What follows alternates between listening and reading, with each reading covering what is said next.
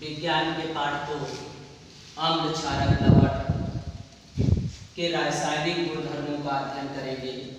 पिछले वीडियो में हमने पढ़ा था अम्ल क्या होते हैं, क्षार क्या होते हैं, लवण क्या होते हैं। पुनः आज हम अम्ल और क्षार के रासायनिक गुणधर्मों का अध्ययन करेंगे। पहले तो हमें ये जानना है कि अम्ल होते क्या है।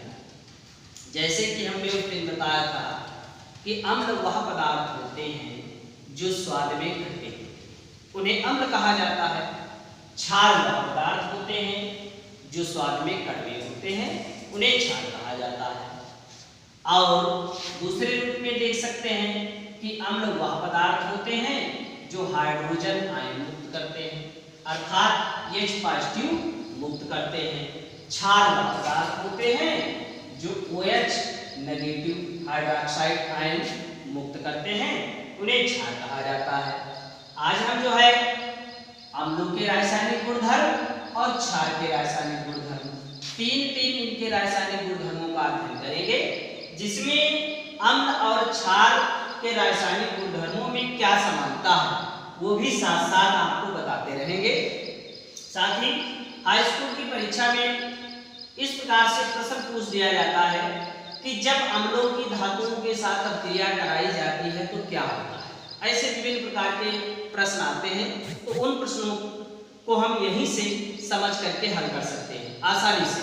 जैसे सबसे पहले लिया गया है कि धातुओं के साथ, पहले हम अम्लों के रासायनिक गुणधर्मों का अध्ययन करते हैं। कहने का मतलब अम्ल और धातुओं की जब परस्पर अभिक्रिया कराई जाती है तो क्या होता है। तो यहाँ पर इस समीकरण से हम सर्वप्रथम इसकी परिभाषा बनाते हैं कि जब अम्ल और धातु की परस्पर अभिक्रिया कराई जाती है तो लवण तथा हाइड्रोजन गैस मुक्त होती है। कैसे?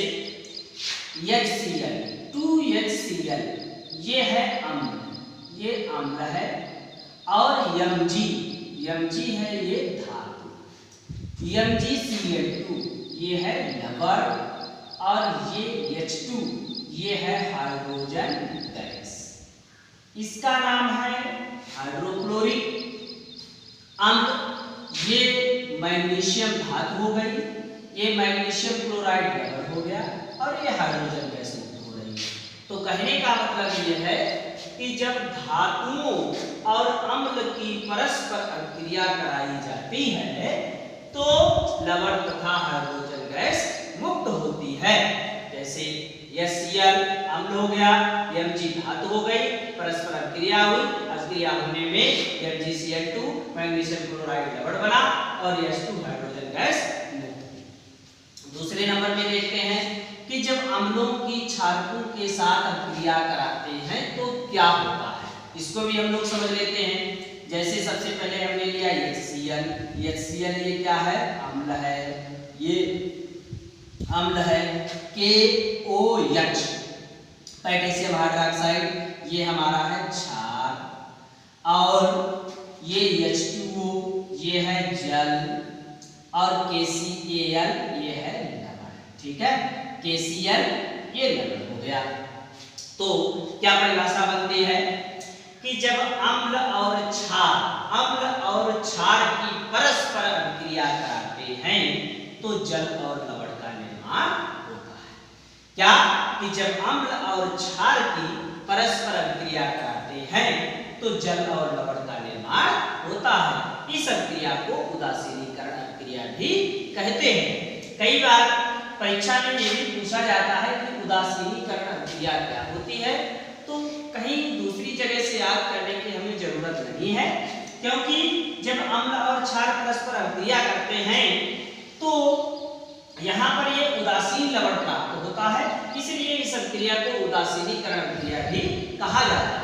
या ऐसे भी हम परिभाषा लिख सकते हैं, प्रश्न पूछा गया कि उदासीनीकरण अभिक्रिया क्या होती है, तो हम लिख सकते हैं कि जब अम्ल और क्षार की परस्पर अभिक्रिया कराई जाती है तो लवण और जल का निर्माण होता है। इस अभिक्रिया को उदासीनीकरण अभिक्रिया कहा जाता है। तो यहाँ से हम उदासीनीकरण अभिक्रिया की परिभाषा भी आसानी से निकाल सकते हैं। दूसरे आगे हम लोग बढ़ते हैं तो तीसरा पॉइंट हमने लिया है कि अम्ल की जल के साथ क्रिया। कहने का मतलब यह है कि अम्ल और जल की जब परस्पर क्रिया कराते हैं तो क्या होता है। ये हाइड्रोक्लोरिक अम्ल हो गया, H2O जल हो गया, यानी अम्ल और जल अब क्रिया करेंगे तो क्या बनेगा, H3OCl नेगेटिव। कहने का मतलब परिभाषा के अनुसार जब हम अम्ल की जल से क्रिया कराते हैं तो H पॉजिटिव अर्थात हाइड्रोजन आयन मुक्त होता है। लेकिन एक शर्त यहाँ पर होती है कि हाइड्रोजन आयन कभी भी अकेला नहीं रह सकता, इसलिए ये जल के साथ संयुक्त होकर हाइड्रोनियम आयन का निर्माण कर लेता है, अर्थात H3 को पॉजिटिव का निर्माण करता है और ये Cl नेगेटिव अलग हो जाता है। तो कह सकते हैं कि जल के साथ जब अम्ल अभिक्रिया करता है तो H पॉजिटिव अर्थात H हाइड्रोजन आयन मुक्त करता है। इधर हम लोग देखते हैं क्षार के रासायनिक गुणधर्म। सेम जैसे हमने अम्ल के पढ़े उसी प्रकार से इस क्षारों में भी अभिक्रिया कराई है। इसमें भी हमने धातुओं के साथ अभिक्रिया कराई तो क्षार में भी धातुओं के साथ अभिक्रिया कराई। इधर हमने क्षारकों के साथ अभिक्रिया कराई, क्षारों की हमने अम्लों के साथ अभिक्रिया करा दी। यहाँ पर जब अम्ल था तो क्षारकों के साथ करवाई, जब क्षार है तो अम्लों के साथ अभिक्रिया करवाई। यहाँ पर भी हमने अम्लों की जल के साथ अभिक्रिया कराई थी और यहाँ पर क्षार की हम लोग जल के साथ अभिक्रिया करा रहे हैं। तो इसमें देखते हैं क्या होता है, लिखा है हेडिंग में कि धातुओं के साथ अभिक्रिया, अर्थात जब क्षार और धातु की परस्पर अभिक्रिया कराते हैं तो लवण तथा हाइड्रोजन गैस मुक्त होती है। देखिए कैसे, ये हमारा क्या है, एल्युमिनियम 2Al2 एल्युमिनियम हो गया, ये हो गई धातु, ये हो गई धातु 2NaOH, ये हो गया क्षार। ठीक है, अभी तक हम इधर ले रहे थे अम्ल और धातु, यहाँ पर ले रहे हैं क्षार और धातु। क्षार और धातु परस्पर जल के साथ, ये जल मिल गया H2O के साथ मिलकर के अभिक्रिया करते हैं तो 2NaAlO2 sodium aluminate plus 3H2 अर्थात हाइड्रोजन गैस मुक्त होती है। कहने का मतलब ये हुआ कि जब क्षार और धातुओं की परस्पर अभिक्रिया कराते हैं तो लवण तथा हाइड्रोजन गैस मुक्त होती है, ये लवण बनता है, ये लवण का निर्माण होता है और ये हाइड्रोजन गैस मुक्त होती है। तो ये क्षार का रासायनिक गुण हो गया। अब दूसरे नंबर में पहुंचते हैं कि क्षारों की अम्लों के साथ अभिक्रिया।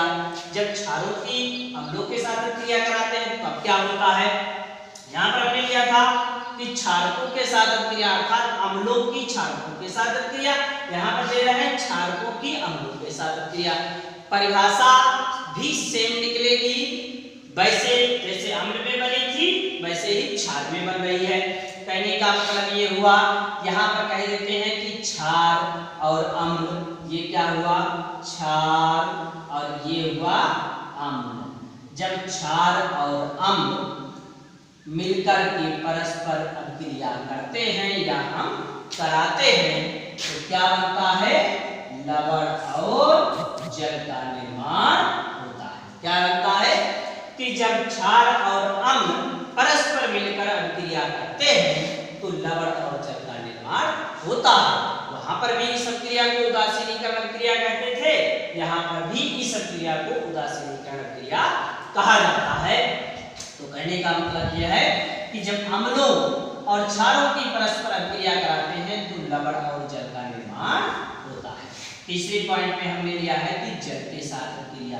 अब हम क्षार और जल की अभिक्रिया कराएंगे तो काहे का निर्माण होता है, यहाँ पर हमने लिया है NaOH, ये हमारा है क्षार, क्या है, क्षार, और H2O ये हुआ जल।